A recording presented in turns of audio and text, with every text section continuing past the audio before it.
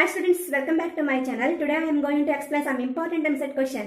See the question. Evaluate I equal to integration of 0 to pi x sin cube x cos square x dx.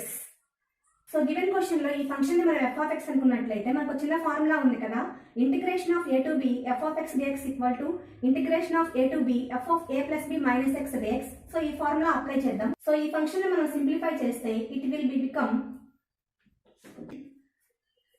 Equation 1 equation 2 adding చేస్తే రెండు cancellation అయిపోయి మనకు sin cube x into cos square x dx 2i equal to 2 pi into 0 to pi by 2 limits 0 to pi by 2 తీసుకున్నాను, మనకి 2 వస్తుంది ముందు.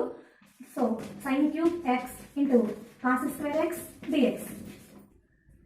So on both sides 2 cancellation. So next మనం sin cube x ని sin square x into sin x గా రాస్తాను.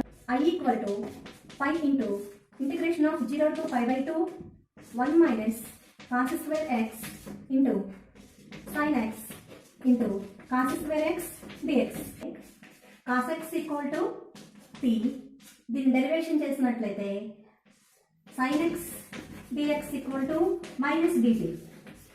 Next మనం x equal to 0 తీసుకున్నట్లయితే cos 0 1 కాబట్టి x equal to 0 తీసుకుంటే t ఏమవుతుంది 1 అవుతుంది. And x equal to pi by 2 తీసుకున్నాం అనుకోండి, x equal to pi by 2 తీసుకుంటే t equal to 0 అవుతుంది. Integration of 0 to 1 minus t square. So minus తో బ్రాకెట్ ఓపెన్ చేస్తే ఇక్కడ ఇంటిగ్రేషన్ తీసుకున్నట్లయితే i equal to pi into t power 5 by 5 minus t cube by 3 0 to 1. t place లో 1 తీసుకుంటాం మనం, 1 by 5 minus 1 by 3 0 తీసుకుంటే 0 అయిపోతాయి. So final answer is minus 2 pi by 15.